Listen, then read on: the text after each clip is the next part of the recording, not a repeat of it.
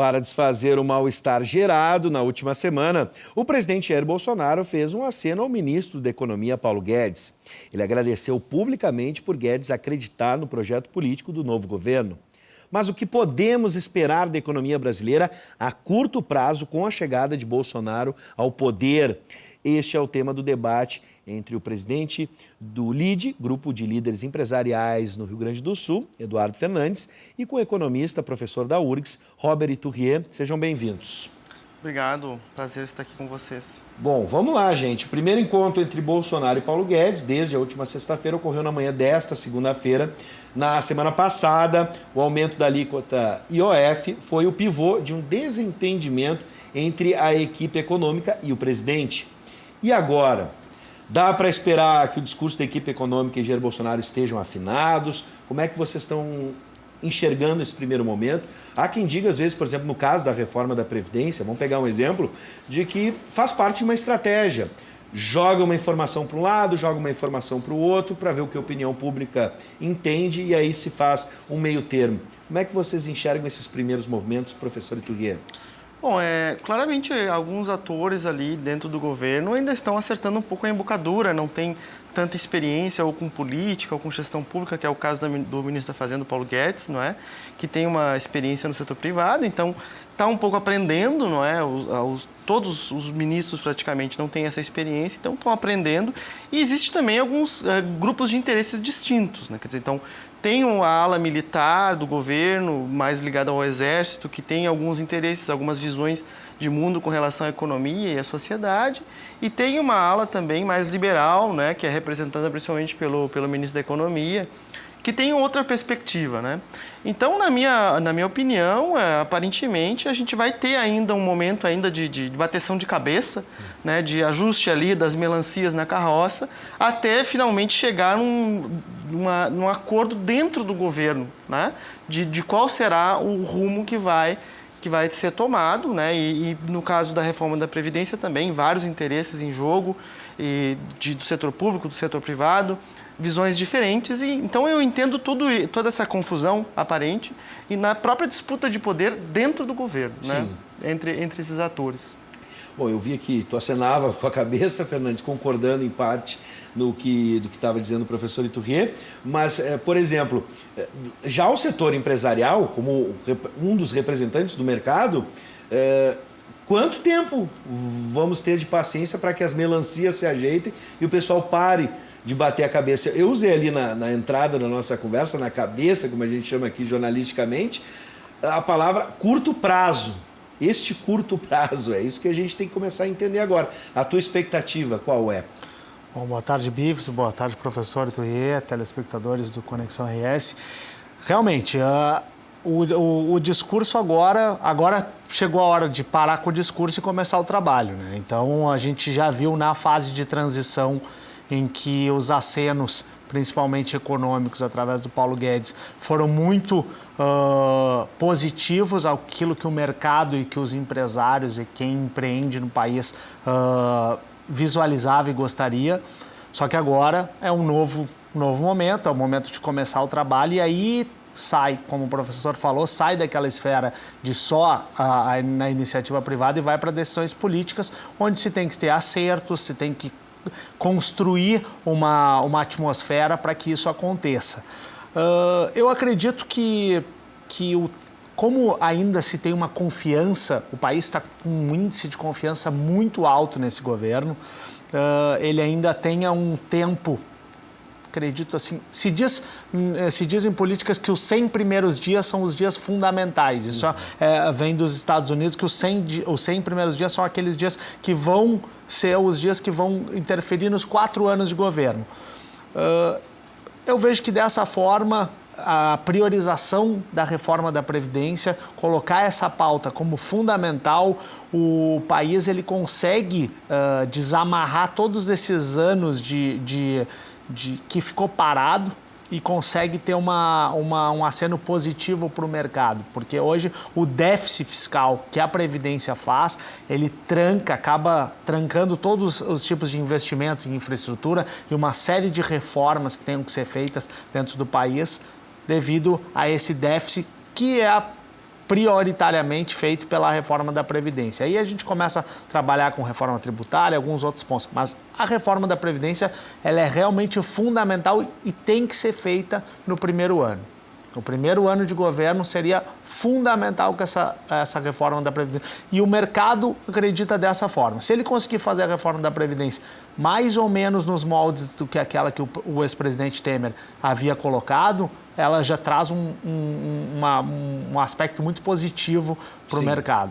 Vou inverter agora, vou continuar contigo, já que deu o gancho para a pergunta, e aí passo depois para o professor. Como o novo governo tem se apresentado, vocês acreditam que é possível ser aprovada neste primeiro ano?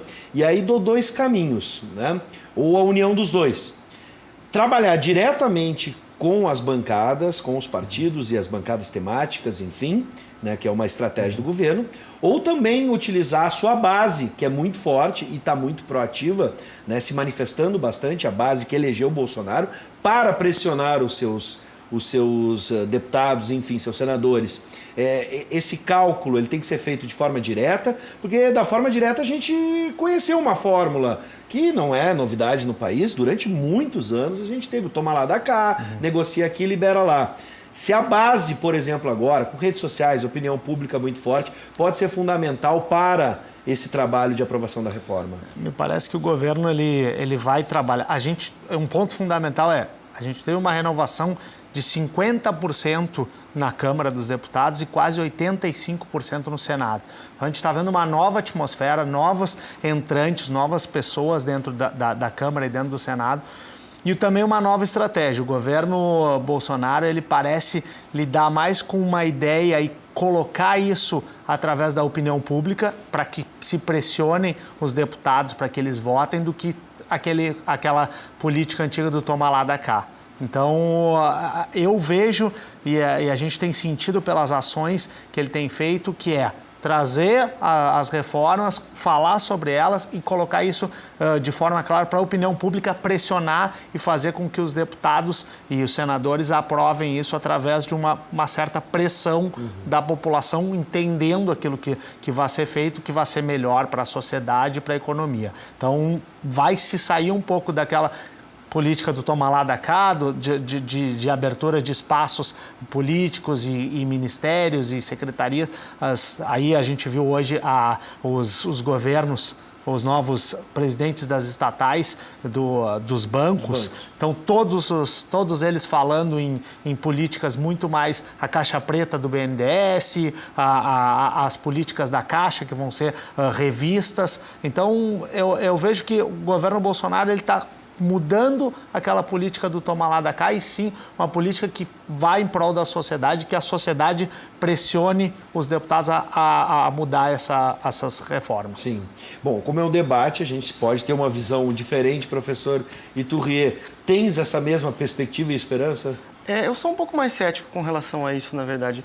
Para mim, essa relação que ele faz com as bancadas temáticas tem mais relação com a falência dos partidos do que, de fato, uma tentativa. Até tenta, né, fazer uma nova forma de negociação, mas, concretamente, ele vai precisar dos votos dos parlamentares, dos senadores e dos deputados e não vai ter como fugir da negociação, né? Então, eu acredito que ele acaba, né, tendo que negociar com o Legislativo. Ele tem experiência na Câmara Federal, não é? E vai ter que negociar, ceder espaço, ceder poder, não é? ao longo do governo para conseguir aprovar os seus projetos. E como eu falei antes, né? Para mim, a gente passa por uma falência partidária. Então, né, nós temos a bancada evangélica, a bancada vinculada ao setor rural, outras bancadas vinculadas ao setor militar, a bancada da bala. Então, são bancadas temáticas que têm diversos partidos e é com elas que eles estão, que o governo está negociando e, queira ou não queira, eu acredito que esses grupos vão buscar poder dentro do Executivo. Bom, você pode participar da nossa conversa, 99588-2374. Mande sua mensagem por texto, assim como o Diego fez comento. O Diego está assustado. Ele diz, surreal, momento em que estamos vivendo, reforma da Previdência dos Trabalhadores para reajuste do salário e benefícios tanto do Judiciário quanto do Executivo. Ele acha que é assustador E essa é a perspectiva do Diego. Você pode mandar para a gente que a gente pode acrescentar aqui na nossa discussão e entender. Por exemplo, aí vou pegar o gancho do Diego. Não é bem isso, mas são visões a partir do que é feito, né? Reforma, por exemplo, para o funcionalismo público é uma demanda. A gente falou aqui dos militares. Uma das questões que está sendo bem polêmica, temos duas visões de mundo aí em confronto, é a questão das privatizações. Por exemplo, como solução para o déficit fiscal. Dá para imaginar que isso efetivamente é a solução, é um paliativo. Que tipo de privatizações? Há quem diga, bom, vamos negociar as privatizações, tem coisas que realmente são onerosas, tem coisas que são estratégicas. Como é que vocês enxergam, professor Iturrier?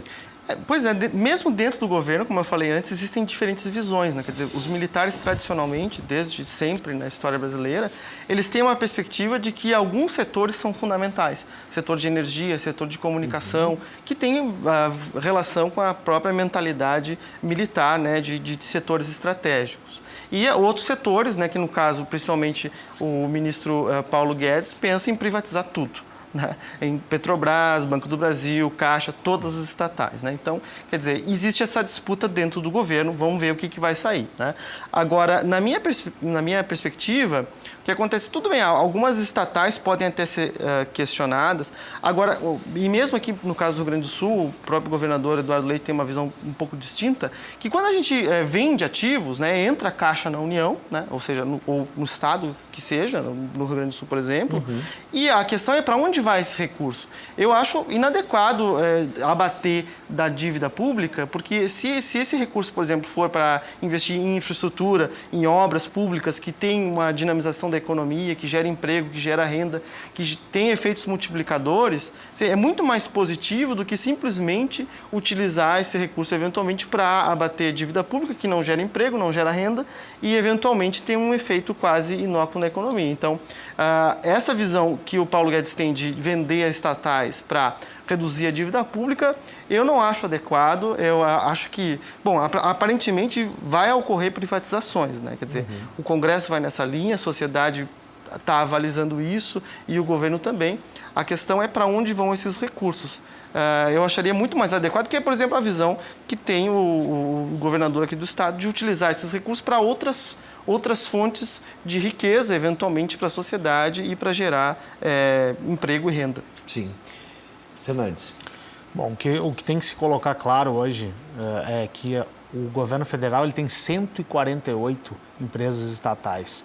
Então, a balança gera 40 bilhões de déficit. Essas empresas geram todo ano 40 bilhões de déficit para o governo. Então, a função do Estado, o Estado abriu muito os seus tentáculos para uma série de funções que talvez não, que hoje no mundo atual já não são mais necessárias que o governo faça, e sim a iniciativa privada pode fazer de uma forma mais eficiente, mais barata e melhor para a sociedade. Então, a gente vê exatamente isso dentro do governo, uma linha mais do próprio presidente, que é nacionalista, militar, nacionalista, que vê algumas partes estratégicas, como energia e a própria comunicação também como fundamentais, mas a gente vê uma escola de Chicago, do ministro da Economia, que é um ultraliberal, que acha que tem que privatizar tudo.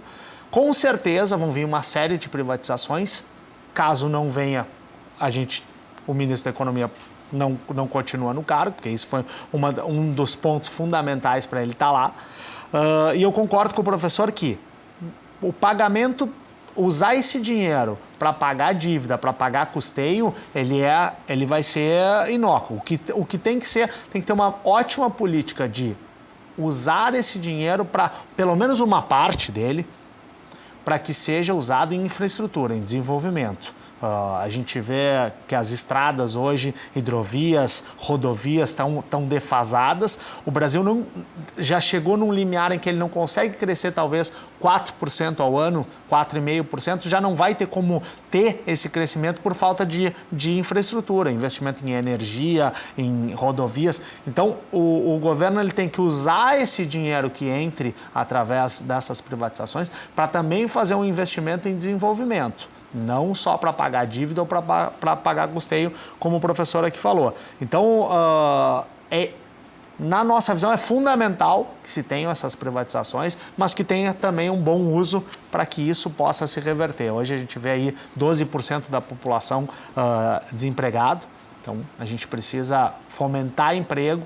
e dessa forma, fomentando emprego é através de desenvolvimento em infraestrutura para que as empresas possam crescer de uma forma sustentável.